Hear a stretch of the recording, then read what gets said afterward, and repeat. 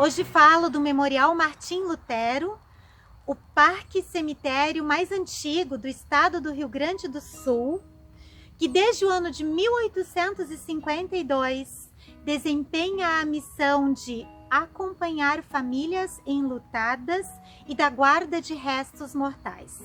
Este é um empreendimento da Igreja Evangélica de Confissão Luterana no Brasil, vinculado à União das Comunidades em Porto Alegre, Alvorada e Viamão, mas por ser ecumênico, aberto à comunidade em geral.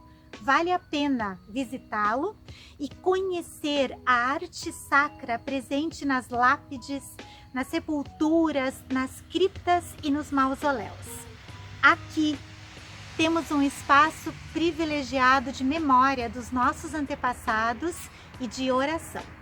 Assim, um saúdo a você para este terceiro encontro de estudo bíblico online, que pretende ser uma ferramenta de auxílio para alimentar a nossa espiritualidade a partir da fé das pessoas que nos antecederam. Hoje convido para conversarmos sobre o limiar da vida, especialmente a partir dos Salmos 49, 90, 103 e 116. Bem-vinda, bem-vindo!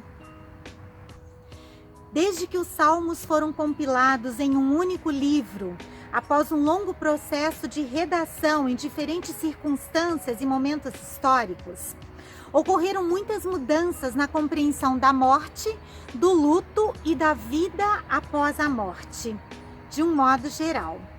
E não há que se julgar ser uma época melhor ou pior do que a outra, somente diferente. O entendimento acerca da morte revela-se distinto em diferentes culturas e religiões e até mesmo de pessoa para pessoa. Inicio essa reflexão com o momento atual e o que temos de mais difícil diante dos nossos olhos para então olhar o horizonte com Deus.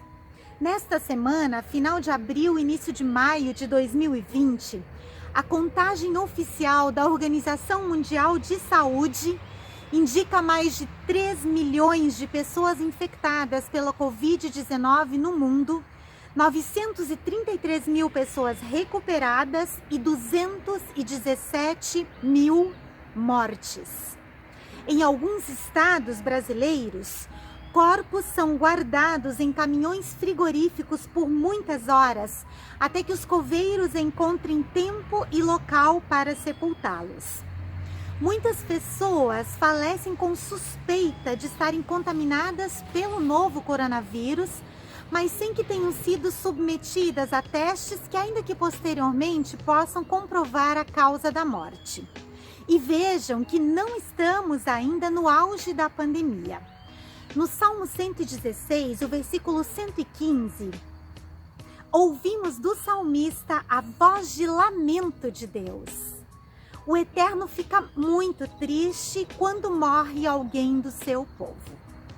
A morte, enquanto fato que coloca fim à nossa existência, acontece no tempo cronológico da nossa vida. Nós nascemos, vivemos e morremos numa sequência de acontecimentos. O mesmo acontece com outros seres vivos, como os animais e as plantas.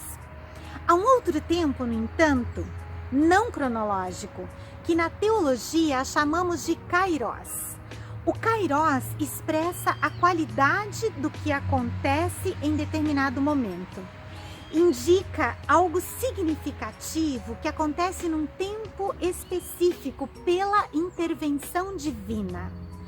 Com o nascimento, a morte e a ressurreição de Jesus, a igreja vive a partir de um novo tempo, do Kairos de Deus, porque toda a existência de quem crê se recobriu de um novo significado.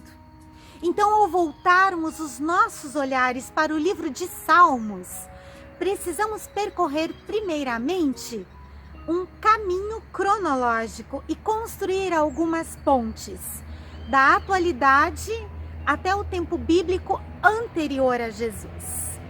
De lá até o novo tempo que se iniciou para a humanidade com Jesus, especialmente no que diz respeito à vida e à morte, e por fim de volta para os nossos dias. Nesse sentido, a partir da leitura dos Salmos 49, 90, 113 e 116, indico 3 certezas. A primeira certeza é: a morte virá para todas as pessoas. No Salmo 49, nos versículos 7 a 12 e ainda no versículo 20, segundo a tradução da Bíblia na linguagem de hoje, nós lemos o que o salmista recitou ao som de uma harpa. Ninguém pode salvar-se a si mesmo, nem pagar a Deus o preço da sua vida, porque não há dinheiro que pague a vida de alguém. Por mais dinheiro que uma pessoa tenha, isso não garante que ela nunca vá morrer, nem que vá viver para sempre. Todo mundo vê que até os sábios morrem, e morrem também os tolos e os ignorantes. Todos deixam as suas riquezas para os outros, as suas sepulturas são os seus lares, e ali eles ficam para sempre. Ainda que tenham possuído muitas terras, o ser humano, por mais importante que ele seja, não pode viver para sempre. Como os animais, ele também morre. Como os animais, ele não pode escapar da morte. Este salmo de número 49, no seu conjunto, aponta para algumas desigualdades e diferenças entre as pessoas no contexto onde ele foi escrito. Gente com grande poder aquisitivo e notória influência na sociedade é contraposta a gente com quase nada, uma distância visível entre ricos e pobres, como está escrito no versículo 2. Pessoas sábias são contrapostas às pessoas tolas e ignorantes, mas vejam bem, todas elas têm a morte em comum. O fim delas aqui nesta esfera terrestre é a sepultura. Quem confia no seu poder e riqueza, deixa aqui os seus anéis e vão-se os dedos, não leva nada consigo.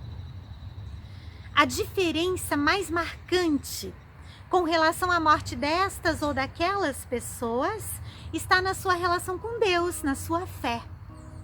O versículo 15 do Salmo 49 diz: Deus me livrará do poder da morte, pois Ele me receberá. Esta é a segunda certeza. Nada pode separar-nos do amor de Deus, nem mesmo a morte, pois Ele tem poder até mesmo sobre ela. A nossa vida é como a grama, cresce e floresce como uma flor do campo.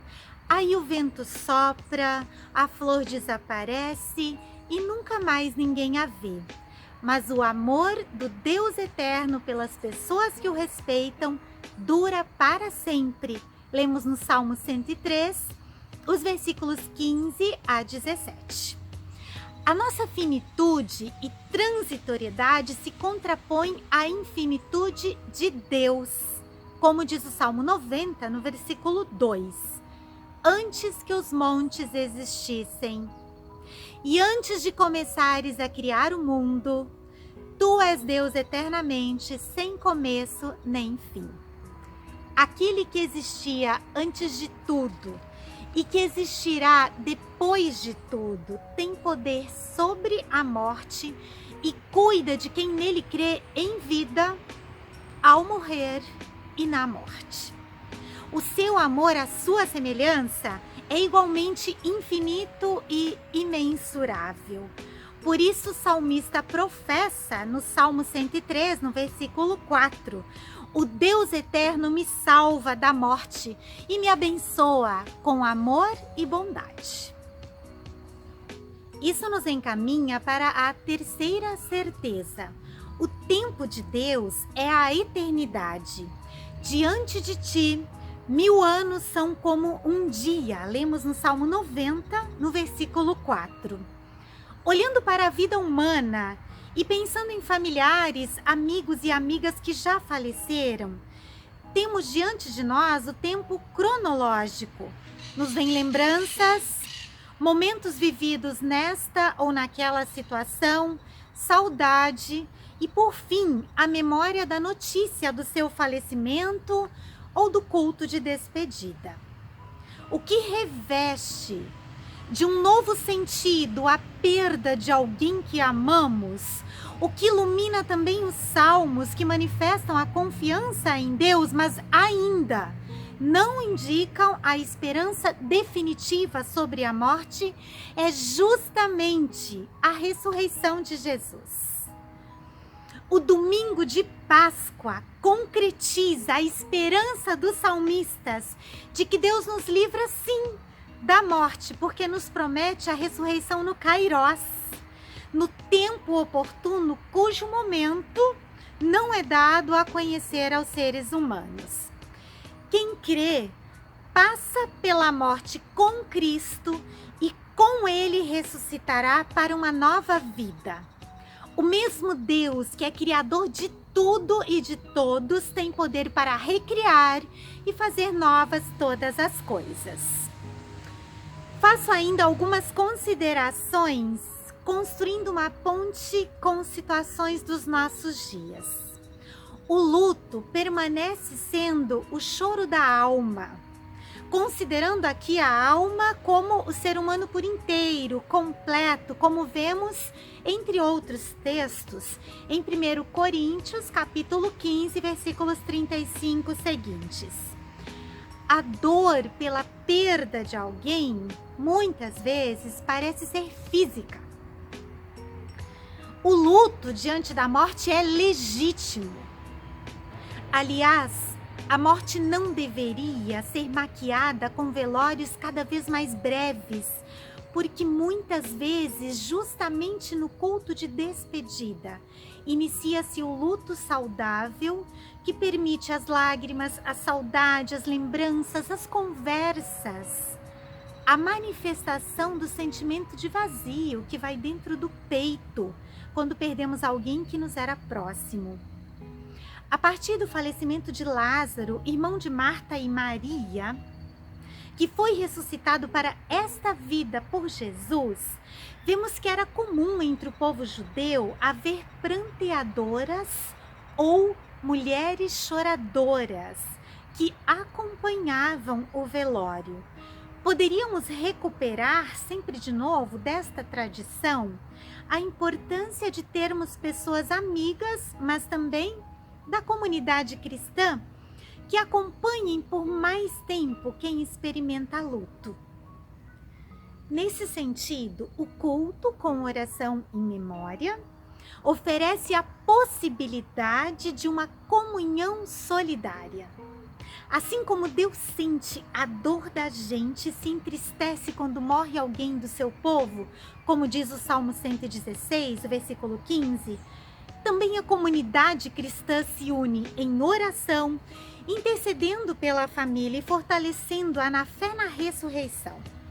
Na incumbência de ser missionária e expressar o amor de Deus, a comunidade cristã pode encontrar, e o faz, muitas maneiras de cercar de carinho e atenção a família enlutada. E por fim, estes mesmos salmos que nos falam do limiar da vida, nos convidam a louvar a Deus, como está expresso no Salmo 103, os versículos 1 e 2, conforme a tradução de João Ferreira de Almeida.